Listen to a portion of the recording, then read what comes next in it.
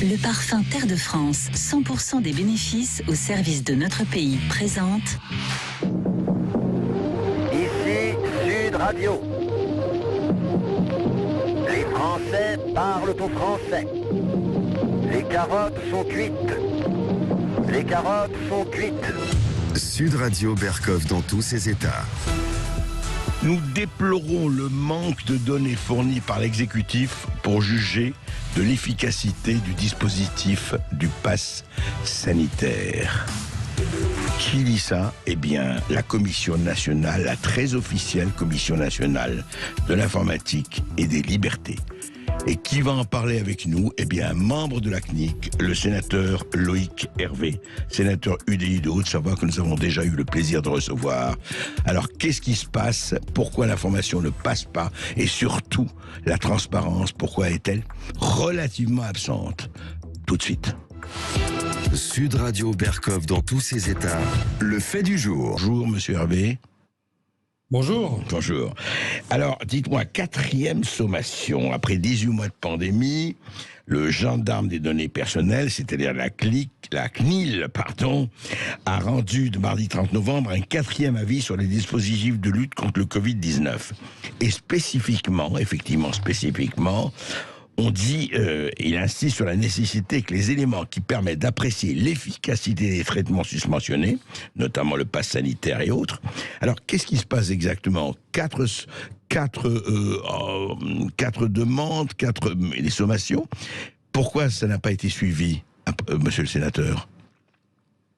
Monsieur Berkov, c'est pas à moi qu'il faut poser la question, mais aux membres du gouvernement. Pourquoi est-ce que l'autorité administrative indépendante, qui est la CNIL, qui a plusieurs fonctions, une fonction de conseil du gouvernement quand il écrit des textes, des textes de loi, des textes réglementaires, mais aussi une fonction de contrôle dans notre pays depuis plus de 40 ans, et c'est normal que cette autorité administrative indépendante demande des comptes au gouvernement. Encore faut-il que le gouvernement réponde. Je précise quand même que je suis membre de la CNIL depuis bientôt 7 ans, mais que je ne m'exprime qu'en mon nom personnel. Je ne suis pas porte-parole de cette institution. Bien sûr. Et c'est la présidente qui est amenée à communiquer sur ces sujets-là. Je peux vous donner mon avis de parlementaire, de membre de cette institution, mais ça n'emportera jamais la parole de l'institution elle-même. Tout à fait. Non, mais c'est en tant que parlementaire que l'on vous reçoit, justement. Mais on voudrait savoir, en fait, il y a deux problèmes, et il y a quelque chose dont je vous ai parlé, mais plus tard. Mais pour moi, c'est lié. D'abord, effectivement, ça fait quand même quelques mois que vous le demandez. Et qu'est-ce qui fait... Enfin, alors vous me dites, c'est pas à nous de répondre. Mais quand même, ce pass sanitaire, on se pose beaucoup de questions, on s'est posé beaucoup de questions. Et effectivement, avec cette histoire du fait que le vaccin, qui a évidemment, il ne s'agit pas d'être ni anti-vax, ni quoi que ce soit, a ses utilités pour les formes dangereuses, etc., pour les formes les plus graves. Mais comment ça se fait que ce pass sanitaire, on ne peut même pas le mettre en question, et comment ça se fait que, je me dis, vous demandez cela, et pourquoi on ne vous répond pas, et pourquoi surtout vous le demandez ? En fait, c'est pas transparent. Non, mais ce dont nous avons besoin, nous au Parlement, au titre du contrôle de l'action du gouvernement, ou ce que la CNIL a demandé, c'est bien d'objectiver la situation, d'avoir des éléments chiffrés qui démontrent l'utilité du pass sanitaire. Si nous n'avons pas ces éléments, comment voulez-vous que nous ayons une approche de contrôle telle qu'elle doit exister dans une démocratie ? Donc, il y a besoin d'objectiver par des chiffres l'utilité sanitaire de ce pass. On a découvert au fur et à mesure du temps que la notion de safe zone, c'est-à-dire le principe de se dire, si on met dans une même pièce des personnes vaccinées et qu'on contrôle par le pass sanitaire, vaccinées ou testées récemment, on pouvait se dire qu'on limitait quasiment à 100% le risque de contamination. On sait très bien que c'est faux. Bien sûr. On sait très bien par ailleurs que la contamination entre êtres humains, elle se fait dans bien d'autres endroits qui, fort heureusement, échappent au pass sanitaire, notamment la sphère privée. Et donc, on est sur un leurre en réalité, de mon point de vue, là, encore une fois ça n'engage que moi, on est sur un leurre en termes d'utilité, et si vous voulez, si la CNIL est aussi insistante, c'est que on est un certain nombre à penser que c'est pas tellement le pass sanitaire le problème principal, mais plutôt l'accoutumance au contrôle social. Et le fait que, en fait, ça pose plus de problèmes pour beaucoup de Françaises, de Français, même peut-être certains parmi vos auditeurs, qui se disent, mais moi, mon passe sanitaire, je l'ai sur moi, je le présente quand on me le demande, et finalement, ça me prend quelques secondes. Et c'est ça le problème, c'est qu'en fait, pour une bonne cause, peut-être, ou une cause qu'on va considérer comme telle, eh bien, on a mis dans la tête de nos compatriotes qu'il était possible que plusieurs centaines de millions de fois par jour, on ait ce contrôle qui se fasse.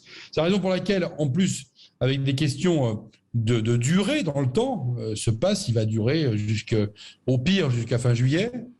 Ah oui, et peut-être plus, On ne sait pas. Bah, si le Parlement vote une prolongation nouvelle. Voilà, et c'est pas exclu, et vous le savez, sénateur. Malheureusement, malheureusement, je constate que chez mes collègues parlementaires, chaque fois qu'on leur a demandé, à partir de la création du pass au mois d'avril, chaque fois qu'on leur a demandé de le prolonger, ils l'ont prolongé. Voilà, donc tous les espoirs ou tous les désespoirs sont permis. Mais il y a quelque chose, moi, et j'aimerais vraiment avoir votre point de vue de législateur, de sénateur, quelque chose qui me paraît, je dirais, encore beaucoup plus grave et qui est passé pratiquement sous silence. C'est que la gestion de ce Covid-19. La gestion est passée secret défense parce que c'est le comité de défense qui décide de cela. Et excusez-moi, je parlais aux législateurs.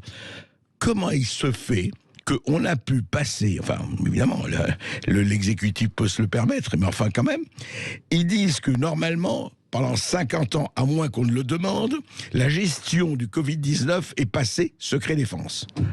C'est lié à ce que la CNIL demande, ce n'est pas la même chose, mais c'est lié. C'est-à-dire qu'on revient sur cette opacité, monsieur le sénateur, cette espèce de non-transparence, de volonté absolue de, attention, circuler, il n'y a rien à voir, ou cacher ce virus que je ne saurais voir.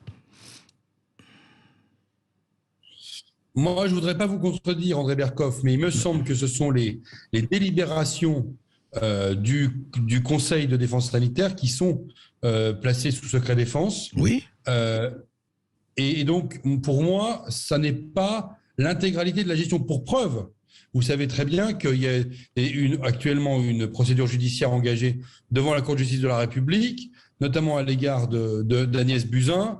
Édouard Philippe a été perquisitionné chez lui après qu'il ait quitté ses fonctions. Donc, je ne serais pas aussi affirmatif que vous en disant que toute la gestion de la crise sanitaire a été placée sous couvercle, sous le secret sous le secret défense. On a, nous, nos commissions parlementaires qui continuent de fonctionner, notamment sur le Covid. Alors, pas sous le régime d'une commission d'enquête, mais je suis quasi certain qu'un jour, on aura besoin de faire une commission d'enquête pour faire le lien, en tout cas, sur un certain nombre de choses et de manière rétrospective. Mais alors, je suis pas aussi affirmatif que vous sur la notion de secret défense. Pour moi, ça concerne le Conseil de défense sanitaire, qui est d'ailleurs un organisme assez curieux. Hein. Oui. On n'a pas vraiment de choses comparables. Et d'ailleurs, dans toute la gestion de la crise sanitaire, on a créé des commissions Théodule et on n'a pas fait fonctionner les structures qui étaient faites pour ça. Je rappelle que si la CNIL doit réitérer sa demande d'information, c'est que ça fonctionne pas, parce que normalement, le gouvernement doit communiquer à la Commission nationale de l'informatique et de la liberté les éléments qu'elle demande. Et c'est bien, non mais c'est bien ça le problème. Je veux bien, et vous avez raison de mettre un bémol à ce que j'ai dit, du point de vue du Conseil défense. Mais enfin, pourquoi un Conseil de défense sanitaire? C'est ça qui est étonnant. Il y a déjà un Conseil scientifique, il y a déjà 3 ou 4 instances, et il y a surtout votre pouvoir, le pouvoir du législatif face à l'exécutif. Et on a l'impression que tout ça, enfin, et alors juste une question, une dernière question, sénateur.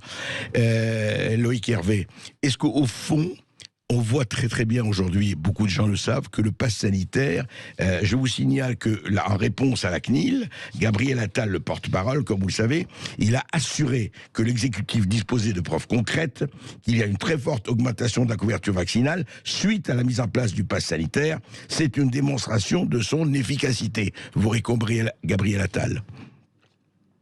Non, mais faut être sérieux. On a près de 90% des vaccinables qui sont vaccinés au moins avec une dose. On a mis en place le pass sanitaire et on a une 5e vague. Donc ça démontre quand même que l'effet sur la santé, sur la transmission du virus est relatif. Donc, bien sûr que c'est un effet sur la vaccination, je sais. On a bien compris que c'était une forme déguisée d'incitation, voire de confiance à la vaccination. On a bien compris ça. Gabriel Attal répète ça à l'envi, et après tout, c'est sa fonction de porte-parole du gouvernement. Mais moi, en tant que parlementaire, j'ai le droit d'émettre des doutes sur l'utilité, non pas de favoriser le vaccin, on l'a bien vu, c'est statistique. Par contre, j'ai le droit d'émettre des doutes sur l'utilité sanitaire. Je voudrais vous dire quelque chose, André Berkoff, qui va vous intéresser. Le pass sanitaire, il est exigible dans un nombre limitatif d'endroits. Vous ne pouvez pas décider de vous-même de l'imposer où vous voulez. Il y a des endroits, des cas de figure où c'est autorisé, mais c'est obligatoire, et il y a des cas de figure où on ne peut pas le demander. Ouais. Comme par exemple, attention, oui. Et d'ailleurs, il y a une sanction pénale. Oui. De mémoire, c'est 45 000 € d'amende et 1 an de prison si jamais vous demandez le pass sanitaire là où il n'est pas exigible. Eh bien, moi, je constate sur le terrain, et je peux vous donner un exemple d'un meeting d'un candidat à la primaire de la droite où le pass sanitaire a été demandé. C'est illégal. Et non seulement c'est illégal, c'est un délit.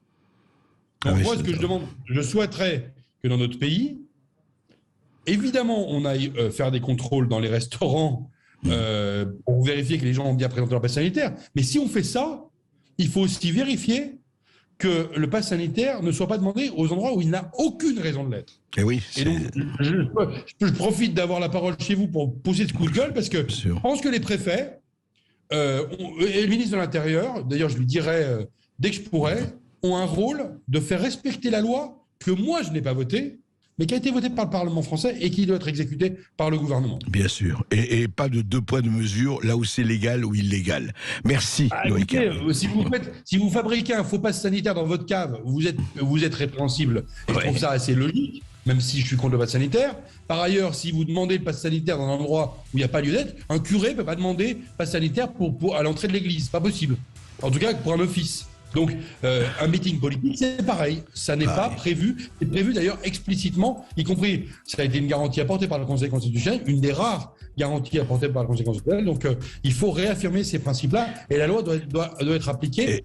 Duralex, Sedlex. Sedlex. Eh bien, il est bon que cela soit entendu, et à bon entendeur, salut. Et réaffirmons les principes sur Sud Radio. Vous nous appelez au 0826 300 300, puisque vous allez voir que le sujet de Loïc Hervé de la CNIL est un petit peu en lien avec l'invité que nous aurons plus tard, Rémy Tell, avec son livre Vaincre le Covidisme.